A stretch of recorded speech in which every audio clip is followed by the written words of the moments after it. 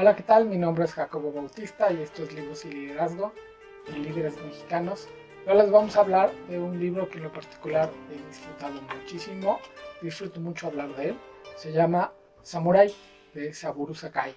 Saburo Sakai fue un piloto en la guerra japonés, era parte de la Armada Imperial Japonesa que invadió Manchuria en los años 30 del siglo pasado. Y la primera parte del libro habla de la herencia, porque su abuelo había sido samurái, de estos de los señores feudales que luchaban por el honor del señor feudal y por el honor de la casta de los samuráis. Y el abuelo y la familia cayeron en desgracia cuando en Japón el emperador disolvió el sistema de castas. Y entonces pues la familia cayó en la desgracia porque no tenían con qué mantenerse, porque ya no había samuráis. Y luego, para acabarla de molar, el papá de Saburo se murió cuando él tenía solo 11 años, quedó a cargo de la mamá. Eran 6 hermanos mantenidos por la mamá, eran los más pobres, era la familia más pobre de un pueblito que era muy pobre llamado Saga. Esto en 1920 más o menos, cuando la gran crisis económica desataba en los Estados Unidos. Y la primera parte del libro es una desgracia, la vida de este chico que era, a pesar de ser el primero en la escuela y de destacar en sus estudios, pues tenía que trabajar y trabajar y trabajar para más o menos malvivir.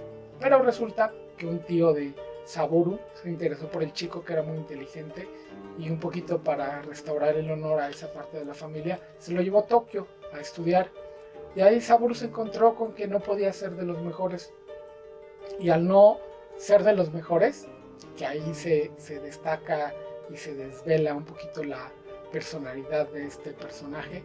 Él quería siempre ser el mejor, y al no poder, pues se dedicó a otras cosas, se dedicó a pues el pandillerismo y a liderar una banda de vagos.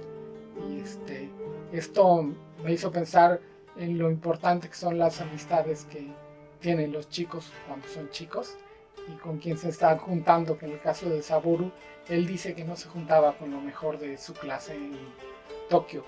Y tan mal lo hizo, y la escuela se cansó de mandarle al tío reportes de Saburo, que lo corrieron de la escuela, y él regresó al pueblito de Saga con la cola entre las patas, pues aumentando a la vergüenza familiar ya de ser pobre, de haber caído en la desgracia, a tener un chico que tuvo toda la oportunidad frente a él y la desperdició.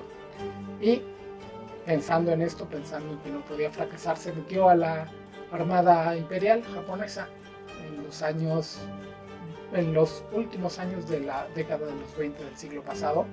Y ahí dijo, yo no puedo volver a fracasar, y se fijó una meta de ser el mejor alumno de la academia, por más mal que los tratara. Los japoneses, imagínense, de por sí son rigoristas, ahora imagínense en el ejército, lo trataban muy mal, le pegaban, los maltrataban a los cadetes de la armada. Saburo fue de 1500 aspirantes, solamente aceptaron a 25 aviadores, y él fue el primero de su clase. Y destacó y destacó, sí, por tener el talento natural para pilotear un avión, y por las ganas que le echaba el estudio, por además saber sobreponerse a todo, no importando las condiciones que fueran espantosas en la isla donde lo mandaron destacado. Él decía, bueno, ya pasé lo peor era cuando era yo un chico sin futuro, y ahora esto, aunque su comida estuviera llena de gusanos y su cama llena de piojos y chinches, decía, bueno, es peor de donde vengo, y este es el lugar para llegar a un lugar mejor. Y Saburo, con 64 victorias en el aire confirmadas, todo el mundo sospecha que derribó más aviones, fue al final de la guerra el piloto as vivo con más victorias en el aire. Él sí relata con muchísima arrogancia cómo se aprovechaba de los errores de los pilotos norteamericanos, pero a su vez con gran humildad cuenta de sus compañeros Ota y Nakajima, como a ellos, Ota y Nakajima, como eran los mejores pilotos que él jamás vio, y viniendo de él, que era un gran piloto, pues es un gran halago. Y en eso mantiene un poquito la vertical, los pies en la tierra, entre la arrogancia que tiene con los americanos y entre la humildad que siente con sus compañeros, a los que él veneraban. Fue el único soldado raso, digámoslo así, de la guerra que fue ascendido en vida, porque si bien el sistema de castas en Japón había sido eliminado, en la estructura militar se mantenía, y si uno entraba al ejército como oficial, uno se quedaba como oficial. Si lo podían ascender a uno, era póstumamente, y a Saburo lo ascendieron en vida, de rango, y ahí se enteró, bueno, de muchas cosas que le estaban ocultas al pueblo japonés, como que en la batalla de Midway habían perdido 4 portaaviones. Y la otra curiosidad de este libro, él relata cómo peleaba y derribaba aviones y demás, pero en la mente no tenía ni al emperador, ni siquiera a la patria. Él pensaba en su mamá, él pensaba en ganar dinero para mandarle a su mamá al pueblito donde vivía, para que pudiera comprarse cosas, en impresionar a la novia y en tomar buenas fotos, porque estuvo ahorrando mucho tiempo para su cámara Leica. Cuenta de muchísimas hazañas que tuvo en la guerra con gran precisión, narra muy bonito las acciones bélicas, de cuando, cómo, sin disparar una sola bala, derribó 2 aviones americanos, los hizo chocar, y otra vez que combatió como 20, 19 aviones norteamericanos, y al final en su avión no había ni un agujero de bala. Hay muchísimas historias de grandes aviadores que generalmente o los derriban o tienen algún accidente. Saburo solamente no lo derribaron una vez, solo lo hirieron una vez, de hecho en la cabeza, perdió el ojo por esta herida, por una tontería que él acepta que cometió, así como criticaba a los aviadores norteamericanos de lo que él se aprovechaba. Él cometió un horror infantil y casi lo matan.